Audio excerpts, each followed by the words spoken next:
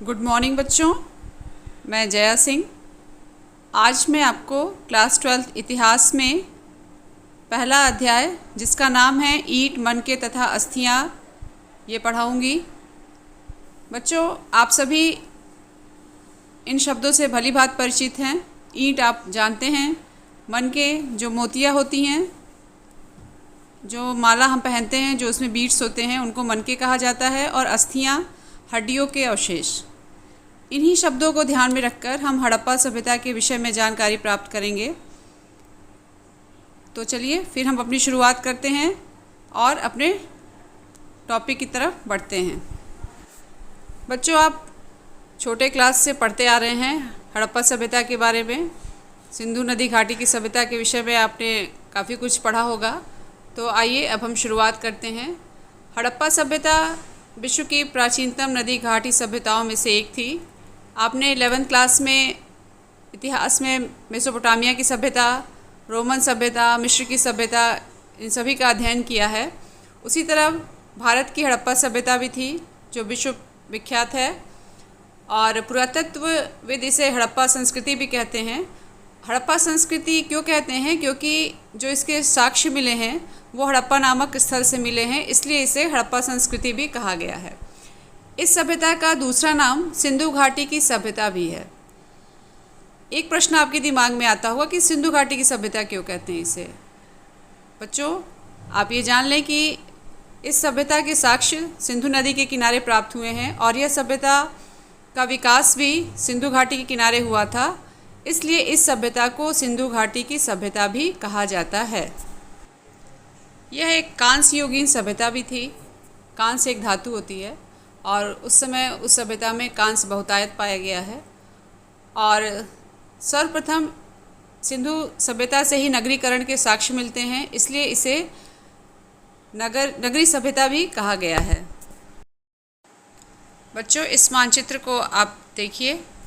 मैंने इस पर रेड डॉट बनाए हुए हैं और जहाँ जहाँ मैंने रेड डॉट बनाए हैं वे सभी स्थल हड़प्पा सभ्यता से संबंधित हैं। जैसे देखिए, हड़प्पा, मोहनजोदड़ो, कालीबंगा, लोथल, धौलावीरा, राखीगढ़ी, बनावली इसके प्रमुख केंद्र रहे हैं। आप इस मानचित्र को जब देखेंगे तो आपको इसमें दिखाई देगा और आप इसे कॉपी में भी अपने नोट करते जाएंगे कि हड़प्पा सभ्यता के प्रमुख पुरा स्थल कौन कौन से हैं। नेक्स्ट टॉपिक है हमारा नामकरण तथा काल। जैसा कि मैंने आपको बताया था कि हड़प्पा नामक स्थान से इस सभ्यता के साक्ष्य सर्वप्रथम प्राप्त हुए थे, इसलिए इसे हड़प्पा सभ्यता कहा गया। और जहाँ तक इसके काल या समय की बात है तो इस पर बहुत विवाद है, लेकिन जो समय सीमा तय की गई है वो 2600 ईसा पूर्व से 1900 ईसा पूर्व, इसी को तर्कसंगत माना गया है। अब आपके दिमाग में एक प्रश्न आ रहा होगा कि ये ईसा पूर्व क्या है। हम लोग तो ईस्वी लिखते हैं। बच्चों, इसे ध्यान से सुनिएगा। ईसा पूर्व ईसा मसीह के जन्म से पहले, इसे बिफोर क्राइस्ट या शॉर्ट में बीसी भी कहते हैं, लेकिन आजकल इसे BCE कहा जाता है। इसका फुल फॉर्म आप नोट कर लीजिएगा, बिफोर कॉमन एरा। ध्यान दीजिएगा, ईसा पूर्व, बिफोर क्राइस्ट या बिफोर कॉमन एरा भी इसे कहा गया है। और अब हम जो ईस्वी लिखते हैं किसी भी सन के आगे या वर्ष के आगे, तो उसे एनो डोमिनी यानी ईसा के जन्म के बाद। वर्तमान में इसे CE कॉमन एरा कहा जाता है। मैं उम्मीद करती हूँ कि आपको ईसा पूर्व और ईस्वी समझ में आ गया होगा। चलिए हम अगले टॉपिक की तरफ चलते हैं। निर्वाह के तरीके यानी जीवन जीने का तरीका कैसा था और जीवन जीने का मुख्य आधार क्या था। तो बच्चों, सबसे पहले हम ये जानेंगे कि हड़प्पा सभ्यता भी कृषि पर ही आधारित थी और कृषि ही उनकी जीविका का प्रमुख आधार था। उत्खनन से हड़प्पा सभ्यता में कृषि के संबंध में अनेक साक्ष्य प्राप्त हुए हैं और जो साक्ष्य प्राप्त हुए हैं उनसे ये पता चलता है कि गेहूं और जौ उनके प्रमुख खाद्यान्न थे। इसके अलावा दाल, सफ़ेद चना, तिल, सरसों, राई, बाजरा और कहीं कहीं से धान की फसल भी उगाए जाने के साक्ष्य प्राप्त हुए हैं, लेकिन ये कहीं कहीं से, जैसे लोथल से प्राप्त हुआ है साक्ष्य, तो ये बहुत ही कम मात्रा में पाए गए हैं। फलों में सामान्यतः तरबूज, खरबूज और खजूर के भी साक्ष्य प्राप्त हुए हैं। निर्वाह के तरीके में अगला टॉपिक है हमारा पशुपालन एवं शिकार। चूँकि कृषि पर आधारित व्यवस्था थी और यहाँ पर लोग मांसाहारी और शाकाहारी भी थे, तो यहाँ पर पशुपालन भी होता था। जैसे पशुपालन के रूप में भेड़, बकरी, भैंस के साक्ष्य मिले हैं, जिनसे ये पता चलता है कि ये सभी उनके पालतू पशु थे। इसके अलावा भी जंगली सूअर, जिसको वराह कहा गया, हिरण और घड़ियाल के हड्डियों के साक्ष्य प्राप्त हुए हैं। और जब ये लोग मांसाहारी थे तो ये माना जाता है कि ये शिकार पर भी जाया करते थे या शिकार किया करते थे, क्योंकि कहीं कहीं से पशु पक्षियों एवं मछलियों के हड्डियों के अवशेष प्राप्त हुए हैं। इससे पता चलता है कि ये शाकाहारी होने के साथ साथ मांसाहारी भी हुआ करते थे। अगला टॉपिक है हमारा कृषि प्रौद्योगिकी, यानी जो उनकी यहाँ खेती होती थी उसमें क्या टेक्नोलॉजी ये यूज़ करते थे। क्योंकि इन सारे विषयों की कोई हमारे पास स्पष्ट जानकारी नहीं है, इसलिए जो साक्ष्य मिले हैं उन पर ही हमें आधारित रहना है और उन्हीं के आधार पर हम ये अनुमान लगा सकते हैं।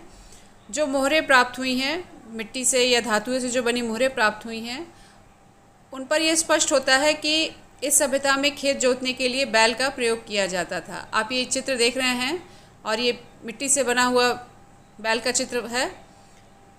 चोलिस्तान के कई स्थलों और बनावली वर्तमान में हरियाणा में है, वहाँ से मिट्टी से बने हल के साक्ष्य प्राप्त हुए हैं। इसके अतिरिक्त कालीबंगा राजस्थान में है, यहाँ से जुते हुए खेत के साक्ष्य प्राप्त हुए हैं, जो माना जाता है कि ये आरंभिक हड़प्पा स्तर से संबंधित है। इस जुते हुए खेत में हल रेखाओं के दो समूह एक दूसरे को समकोण पर काटते हैं और ऐसा माना जाता है इतिहासकारों द्वारा कि यहाँ पर एक ही खेत में दो फसल उगाने के साक्ष्य भी प्राप्त हो रहे हैं। बच्चों, कृषि प्रौद्योगिकी के आधार पर हम ये अनुमान लगा सकते हैं कि हड़प्पा सभ्यता के अधिकांश जो क्षेत्र थे वो अर्धशुष्क थे, जहाँ पर अर्धशुष्क का मतलब जहाँ पर पानी की कमी पाई जाती है और संभवतः कृषि के लिए सिंचाई की आवश्यकता पड़ती होगी। और ऐसा हम मान सकते हैं कि इसीलिए चावल की खेती भी यहाँ पर कम होती होगी, क्योंकि चावल की खेती के लिए पानी की आवश्यकता बहुत ज़्यादा पड़ती है। अफ़गानिस्तान में शोर्तगुई नामक एक स्थल है, शोर्तगुई, ध्यान दीजिएगा, वहाँ से कुछ नहरों के अवशेष प्राप्त हुए हैं, जो संभवतः वे नहरें सिंचाई के लिए प्रयोग की जाती रही होंगी। इसके अलावा नहरों के अलावा कुएँ भी और जलाशय, इनके भी साक्ष्य मिले हैं और ये संभवतः धौलावीरा और गुजरात से प्राप्त हुए हैं। अब अगला टॉपिक है हमारा मोहनजोदड़ो और इसके हम शहरीकरण के विषय में जानेंगे। जैसा कि मैंने आपको बताया था कि सबसे पहले इस सभ्यता से ही शहरीकरण के संकेत मिलते हैं और इसे शहरी सभ्यता भी कहा गया है। बच्चों, मोहनजोदड़ो सबसे प्रसिद्ध पुरा स्थल था हड़प्पा सभ्यता का। मोहनजोदड़ो का अर्थ पहले जान लीजिए। मोहनजोदड़ो यानी मृतकों का टीला, और ये वर्तमान में पाकिस्तान में है। पाकिस्तान में एक ज़िला है मांटगोमरी, वहीं पर ये स्थित है। और यहाँ से जो नियोजित नगर की जानकारी मिलती है वो अपने आप में अनूठी है। आइए हम इसके बारे में चर्चा करेंगे। अभी आप ये जो चित्र देख रहे हैं, उस चित्र में आप नगर नियोजन को समझेंगे। इस चित्र में जब आप देखेंगे तो ये पाएंगे कि ये जो यहाँ पर दुर्ग बनाए गए थे या जो बस्तियाँ थीं वो दो प्रकार की थी, एक ऊंची थी और एक थोड़ी सी निचाई पर थी। तो इस चित्र को आप देखेंगे तो आपको समझ में आ रहा होगा। देखिए, मैंने इसे एरो से इंडिकेट भी किया है। नीचे वाली बस्ती के आगे नीचे लिखा है और देखिए ऊपर भी लिखा है। इससे आपको क्लियर समझ में आ जाएगा। अब नगर नियोजन के बारे में हम समझते हैं। जैसा कि मैंने आपको बताया कि बस्तियां दो भागों में बटी हुई थी, एक ऊपरी शहर और दूसरा निचला शहर। तो आइए हम इसके बारे में जानेंगे। दुर्ग, ये हमारा अभी का टॉपिक है। और दुर्ग क्या था? यह निचले नगर से अपेक्षाकृत ऊंचे स्थान पर स्थित था और अधिक बड़ा और विस्तृत भी था। और इसको ऊंचा बनाने का एक कारण भी था, क्योंकि जो भवनों का निर्माण होता था या जो घर बनाए जाते थे एक ऊंचे चबूतरे पर बनाए जाते थे। दूसरा है आपका निचला शहर। ये जो नीचे के जितने भी शहर आपको चित्र में दिखाई दे रहे होंगे, इन सारे शहरों की किलाबंदी की गई थी। किलाबंदी मतलब इनको घेर दिया गया था। धौलावीरा और लोथल से जो साक्ष्य प्राप्त हुए हैं, वहाँ से इसके किलेबंदी की जानकारी हमें मिलती है। और जहाँ तक इतिहासकारों को जो ईंटें मिली हुई हैं, ये पता चलता है कि ये एक निश्चित अनुपात से बनी होती थी, यानी कि इनकी लंबाई, चौड़ाई और ऊंचाई एक अनुपात में थी और इन ईंटों को पकाकर प्रयोग किया गया था। और ये इस प्रकार की ईंटें जो हैं सभी हड़प्पा बस्तियों में पाई गई हैं। इससे पता चलता है कि सारे भवनों का निर्माण ईंटों से किया गया था।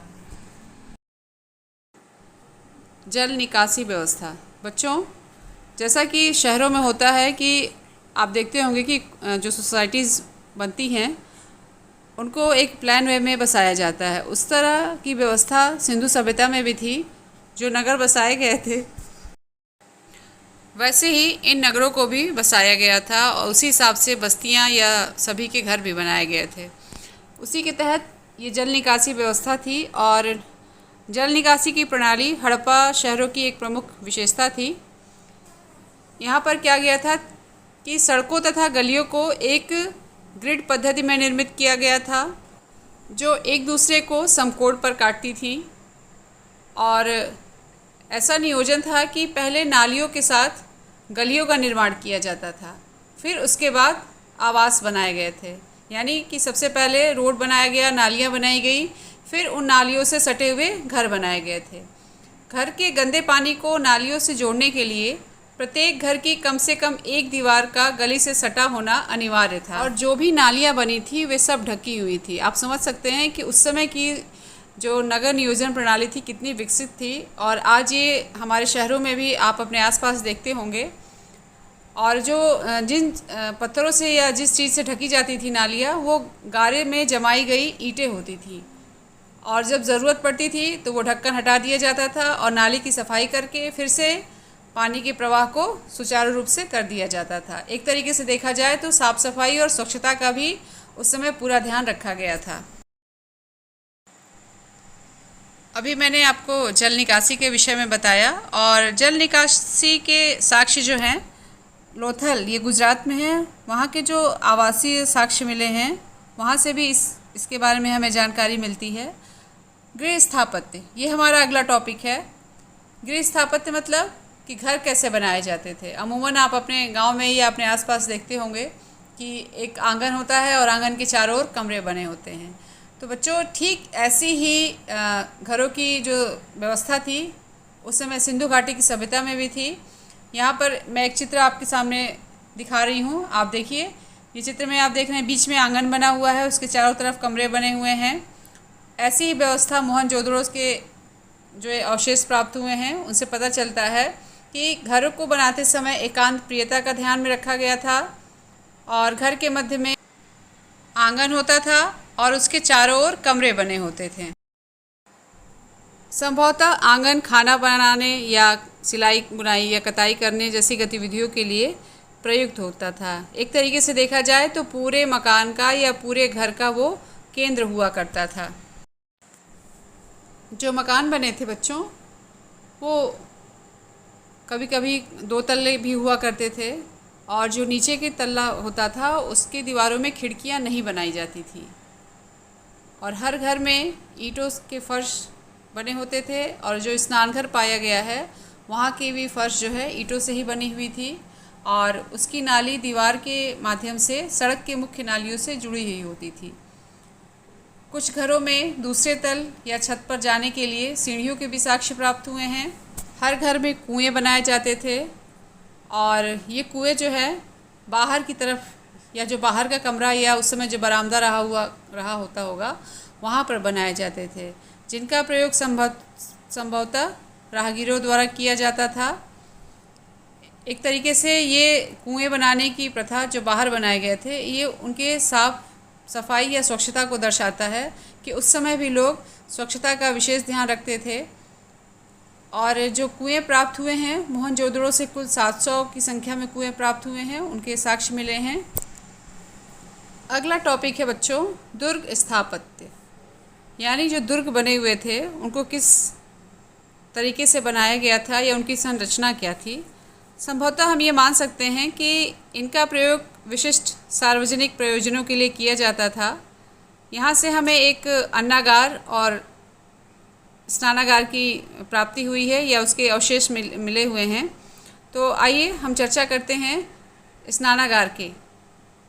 मोहनजोदड़ो से ये स्नानागार प्राप्त हुआ है और ये एक आयताकार जलाशय था जो चारों ओर से गलियारों से घिरा हुआ था। इस विशाल जलाशय में जाने के लिए इसके उत्तरी और दक्षिणी भाग में 2 सीढ़ियाँ बनी थी। स्नानागार में ईंटों को जमाकर तथा उनके ऊपर जिप्सम के गारे के प्रयोग से इसे जलबद्ध किया गया था। इसके तीनों ओर कक्ष बने हुए थे, जिनमें से एक में एक बड़ा कुआं भी था और संभवतः इस कुएं का प्रयोग पानी भरने के लिए किया जाता होगा। एक कुआं ऐसा भी मिला है जिसमें नीचे छेद है। तो इतिहासकारों ने ऐसा अनुमान लगाया है कि शायद इसका प्रयोग पानी की निकासी के लिए किया जाता रहा होगा और जो जलाशय में जो पानी इकट्ठा होता था इसको भी निकाला जाता था और वो पानी एक बड़े नाले में बह जाता था। इस जलाशय के चारों तरफ कमरे बने हुए थे। ऐसा अनुमान हम कर सकते हैं कि शायद स्नान करने के बाद वस्त्र बदलने के लिए इन कमरों का प्रयोग किया जाता रहा होगा। मोहनजोदड़ो का ये विशाल स्नानागार संभवतः विशेष अनुष्ठानिक स्नान के लिए प्रयोग किया जाता था। सामाजिक भिन्नताओं का अवलोकन, ये हमारा अगला टॉपिक है और इसमें हम हड़प्पा सभ्यता के सामाजिक जीवन के विषय में जानेंगे। शवाधान यानी मृतक संस्कार या शवों को कैसे दफनाया जाता था, ये आप चित्र देख रहे हैं, ये शवाधान का ही दृश्य है। इस चित्र को देखिए, इसे गड्ढे में दफनाया गया है और कभी कभी शवाधान गर्त की बनावट एक दूसरे से भिन्न होती थी। कुछ कब्रों में मृदभांड और आभूषण मिले हैं जो यह दर्शाते हैं कि इन वस्तुओं का प्रयोग मृत्यु के उपरांत भी किया जाता रहा होगा।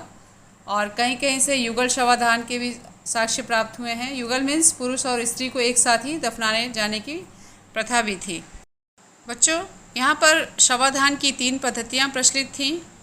पहला पूर्ण शवाधान यानी मृत शरीर को भूमि में पूर्ण रूप से दबा दिया जाता था या गाड़ दिया जाता था। दूसरा है आंशिक शवाधान। इसमें क्या होता था कि शव को खुले मैदान में छोड़ दिया जाता था, जानवर उसके साथ नोच बकोट के खाते थे और उससे जो बचा हुआ होता था उनकी जो अस्थियाँ प्राप्त होती थी उनको ज़मीन में गाड़ दिया जाता था। तीसरा है शव दहन यानी शव को जलाने की प्रक्रिया और बाद में अस्थियों को एकत्रित करके मिट्टी के बर्तन में रखकर दबा दिया जाता था। कहीं कहीं पर तो शवों के साथ साथ तांबे के दर्पण भी मिले हैं और देखा जाए तो हड़प्पा सभ्यता के निवासियों का मृतकों के साथ बहुमूल्य वस्तुएं दफनाने में ज़्यादा विश्वास नहीं था। विलासिता की वस्तुओं की खोज, मतलब जो आराम या सुविधा के वस्तुओं की जो खोज हुई थी। जो चीज़ें दैनिक जीवन में उपयोग की जाती थी वे पत्थर अथवा मिट्टी से बनी होती थी, जैसे चक्कियाँ हो गई, मृदभांड यानी मिट्टी के जो बर्तन होते थे, सुइयाँ, झावा आदि थे। इसके अतिरिक्त कुछ दुर्लभ एवं कीमती वस्तुएं भी थीं जिन्हें जटिल तकनीकों एवं दुर्गम पदार्थों से बनाया गया था, जैसे फायांस के बने लघु पात्र। अब ये फायांस के बने लघु पात्र क्या हैं, आइए इसके बारे में मैं आपको बताऊं। फायांस ये घिसी हुई रेत या बालू तथा रंग और चिपचिपे पदार्थ के मिश्रण को पकाकर बनाया गया पात्र था और इसका प्रयोग संभवतः सुगंधित द्रव्यों के पात्रों के रूप में किया जाता था। अधिकांशतः मोहनजोदड़ो और हड़प्पा से ये फायांस के पात्र मिले हुए हैं और ये माना जाता था कि व्यापार जो मेसोपोटामिया से व्यापार होता था उसमें इस बर्तन का प्रयोग खास तौर पर से किया जाता था। मोहनजोदड़ो से अधिकांशतः विलासिता से संबंधित वस्तुएं प्राप्त हुई हैं और उस समय भी सोना धातु एक दुर्लभ धातु थी और उस समय भी उसकी कीमत बहुत ज़्यादा थी। शिल्प उत्पादन के लिए चन्हुदड़ो सर्वाधिक प्रसिद्ध था और ये हड़प्पा सभ्यता का प्रसिद्ध पूरा स्थल है। यहाँ पर मनके बनाना, शंखों की कटाई, धातुकर्म, मोहरों का निर्माण और बाट बनाना आदि कार्य किया जाता था। बच्चों, मैंने मनके के बारे में बताया था, जो माला होती थी, जो उसमें बीड्स होते थे। इनके बनाने की तकनीक में भी विभिन्नता थी। ये मनके लाल रंग के कॉर्नेलियन, जैस्पर, स्फटिक, पक्की मिट्टी, क्वार्ट्ज, फैंस तथा सिलखड़ी से बनाए जाते थे। कहीं कहीं पर तांबे, कांसे व सोने का भी उपयोग किया जाता था इनको बनाने के लिए। ये मनके चक्राकार, बेलनाकार या गोलाकार भी होते थे। चन्हुदड़ो और लोथल से तैयार मनके मोहनजोदड़ो और हड़प्पा जैसे बड़े शहरी केंद्रों तक ले जाए जाते थे। हड़प्पा और मोहनजोदड़ो में भी शिल्प कार्य बहुत उच्च स्तर का किया जाता था, ऐसे साक्ष्य भी प्राप्त हुए हैं। बच्चों, आज मैं आपको यहीं तक पढ़ाऊंगी। अगले वीडियो में हम हड़प्पा सभ्यता के व्यापारिक केंद्र, मोहरे, बाट, लिपि और लास्ट में इस सभ्यता का पतन कैसे हुआ, ये हम आपस में चर्चा करेंगे। आज के लिए बस इतना ही। मैं उम्मीद करती हूँ कि आपको ये टॉपिक समझ में आया होगा और अगले वीडियो में मैं ये पूरा टॉपिक कवर करूँगी और इसके साथ ही साथ आपको कुछ प्रश्न भी दूँगी, जिसे आप ध्यान से देखेंगे और लिखेंगे। आप सभी का बहुत बहुत धन्यवाद। Take care, bye.